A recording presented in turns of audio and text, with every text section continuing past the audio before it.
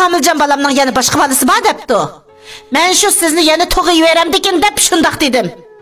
Qaynonasi ishtiklik gapini o'zgartib olib, Gulxonga yavatadigandak o'miyib qaradi.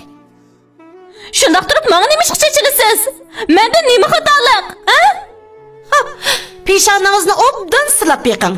Shundala nima gunohingiz borligini obdan bilasiz. Xalqning qizlari-chu qarang. Tug'sa, ota-onasining uyida tug'ib, qirqini chiqarib keladi. Sizdek eriga choplashib olib, erining uyida sesib o'ltirmaydi. Gulxonning ko'zlaridan yoshlari piyi uzilgan marjondek to'kilishga boshladi. U bu gap yemaydigan, o'zining gapiga o'zi ega bo'lmaydigan, og'ziga nima kelsa shuni deydigan azosil xotindan ro'y qaytdi. Onun bilan qayta takalishib o'ltirishdan ba'sinib, beshini yotqonga purkab yetib oldi. Qaynonasi xili bir kamgich ko'tildab, uni g'ayvonisiga tillab, og'zi yerib qolganda barliq dardini ishikdan olmoqchi bo'lgandek, ishikni qattiq yepib chiqib ketdi. Gulxon aslida yangi tug'ilgan bu o'g'ilning bu oilaga baxt-omad elib kelishini, jimjitlik to'lgan uyni ovotlashtirishini, balaning kulki chaqchaqlarining bu kichik oilaga texim ko'p xo'shallik ato qilishini umid qiladi. Biroq bola tug'ilib uzun o'tmayla Kamil ariq tamoqiga boshqachalar berilib ketdi. Orqadilla qimor o'ynashdek yomon odati texmi avjiga chiqdi. Raskatni qilganda Gulxon uning bu yomon odatni qachon yo'qtirib olganligini bilmaydi. U bu odatni yo'qtirib olgandan keyin xuddi zaharlik chekimlik xumor bo'lib qolgandek uningdan qo'li uzishga amalsiz qoldi. Kamil ayoli Gulxonning yig'lab, yelinib yalvurishlari oldida endi hargiz qimor o'ynamayman deb qasam qildi. Qimorni qarg'ab tiladi. Qimordan cho'qim qo'li uzishga qat'iy niyatmi qildi. Gulxon uning qasamlari, qimorni qarg'ab tillashlari, uningdan qo'li uzishga niyat qilganlarning hammasining rost ekanligiga ishondi. Lekin ishongan tog'da kiyik yatmadi. U qimorni tashlayolmadi. Qimor o'ynashning iziqtirishiga taqobil turolmadi. Aksicha qimorga boshchilab kirib ketdi. Bola tug'ilib 1 yoshga kirgandan keyingi 1,5 yil vaqt ichida ular xonavayron bo'lib, qatma-qat qarzga bo'g'ilib, bir-biridan nonga zar bo'ldi. Ammo bular Kamilning xiyoliga kirib chiqmadi. Bolasi qalpukini sho'rab, quruq so'skisini opsig'i tanglab turib, uningga bechorlarcha qarab shundoq dedi. Gulxonning ko'z chanoqlari qizardi. Oranli turdigan ko'z yoshi ko'z jiyaklarida pildirilib qoldi. U o'zini zo'rg'a besib, bolani karvatdan elib quchoqlab, erkiltib turib dedi. Omaq balam, siz bek aqlli-ku, shundaqmi? Sizmi-chu qarang, sutni tejab ichishingiz, bir kunda faqat bir so'skila ichishingiz kerak, ma'qulmi? Jiq ichib olsangiz-chu qarang balam. Mau omaq kichik qo'rsiqingiz ko'pib og'rib qoladi. Ondan doktor post aytidi, bildingizmi? Gulxon bu gaplarni davitib, yuragi etishib, to'lg'ishib ketdi. Ah, bechora bola. Sen qachonmi to'yg'idek ichib, to'yg'idek yeb, qachonmi boshqa bolalardek osh-to'q qilishning ta'mini tetmoy o'tasan. U o'ziga talmirib qarab turgan bolasiga qarab, amalba chiroyiga tabassum yugurtib, uning qo'lidagi soskini elib turib dedi. Kela qo'zam gap angla, ha? Mening balam bek aqlliq, u opsiga amra bo'lib kirga yishib berdi.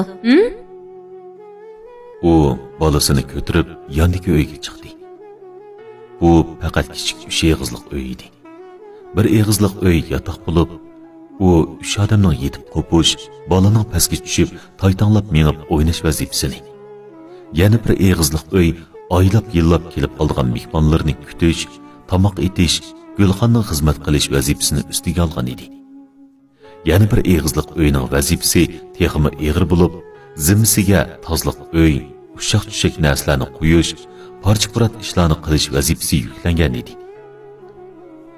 Gulxon bolani yerga qo'yib, ishiklividagi jumakning yeniga qo'yib qo'ygan dasqa chilab qo'ygan kiyimlarni sirtga ep chiqib, uniga sopun surkab, ondan hozir hech kimni ishlatmaydigan kir yuvish taxtasini tepib kelib, sopun surtilgan kiyimlarni ustiga qo'yib, kuchab surkab yuvishga boshladi. Ular to'y qilgan dastlabki chog'larda kir yuydigan bundoq ishlarni Kamil uninga hargiz qilg'izmaydi. Ular kirqatlarni kiralg'udi yatdi. yoki kir yuvish o'rniga olib beradi. Qo'lingiz bek chiroyliq. Uni bundaq qora ish qilish bilan nobud qilsangiz bo'lmaydi. Uni yaxshi asrang. Men sizning bu chiroyli qo'llaringizdan huzurlanishni bek yaxshi ko'raman. Deydi Kamil uning nozik barmoqlarini silab o'tirib. Hozir uning bu qo'lidan huzurlanadigan, bu qo'lni asraydigan, bu qo'lni ish qo'zmaydigan, qisqasi bu qo'lni yaxshi ko'radigan birmi odam yo'q. Bu deyilsimi, u faqat o'zi. O'zi bo'lmasa, bu uyni kim boqadi? Qo'l yozmini kim ko'chirib pul topadi? Bir patmon uy ishini kim qiladi? Kamil, ay Kamil. U qandoqsiga buncha tez o'zgarib ketdi? Onun bilan tunji tunishgan chog'larda u shundoq she'riy tuyg'uga ega edi. U turmushni o'rinlashtirishni biladi. Hamma ishda inchga, kuyimchan edi. Gerçi qarindoshlar bilan gaplashmas bo'lib qolgan bo'lsa-mu, ammo ular o'tirisidagi qaynoq hissiyot, muhabbat go'yoki guldirlab kuyayotgan gulxonga bir romka mislik sharafga o'xshaydi. U uningdan ayrilanmaydi. Umu uningdan ayrilanmaydi. Lekin ular qandoqsiga bugungi bu holga tushib qoldi. Odam nima uchun biroqla o'zgarib, to'nug'li bo'lmaydigan ikki odamga o'xshab qoladi. Odamning olisi nemishqimi hayvonlarnikidek teshida bo'lmaydigandir. Teshida bo'lgan bo'lsa-mu, bir qarabla uning qandoq odam ekanligini bilib olib bo'ladi. Ajiba Kamilning bundoq yiligar, makkar, qo'tulkidek o'zini yo'shirib qololishi, qiynanisining xamilyondek kunda 80 xil o'zgarib turishining sababi zodi nima?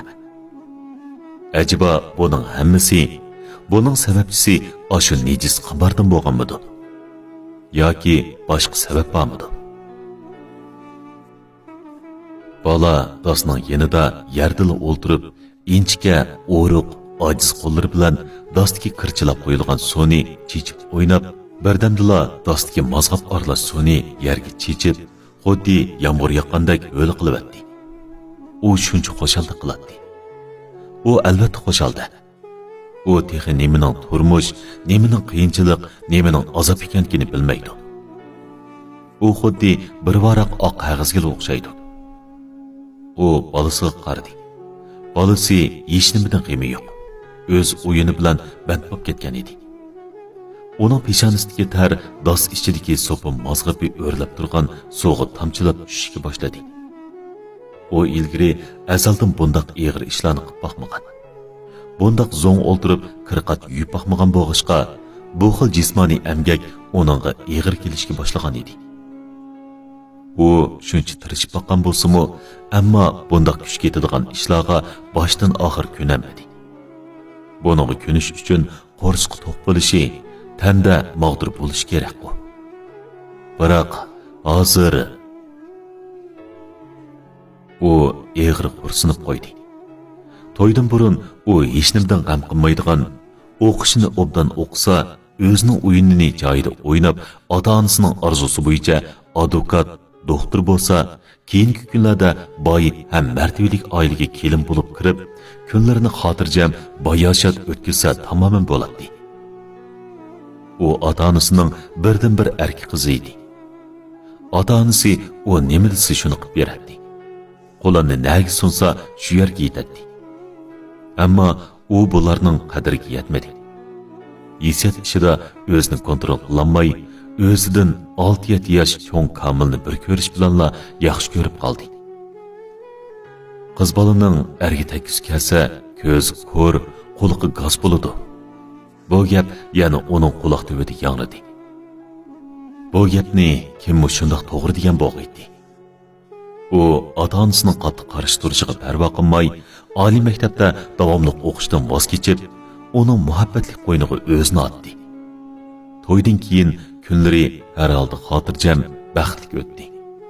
U buningdan rozi bo'ldi. Biroq kunlarning o'tishi bilan Gulxonning ro'yi besimi eshib ketdi. U ro'yi jadda tugashdi.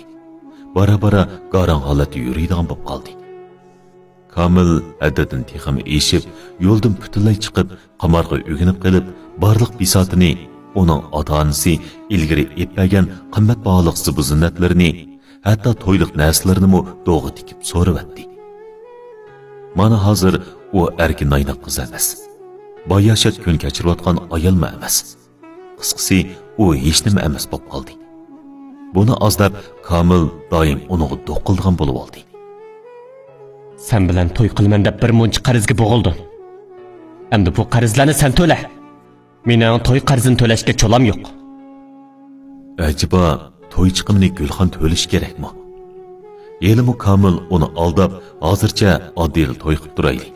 Qo'limdagi ishlar sal besiqsa, sana katta to'y qilib berib, hamma xalqning og'zini hayronlikdan yo'g'on oshqizib qo'yman deb aldab, faqat 20-30 odamni chaqiribla bir qozon polo bilanla ishni tugatdi.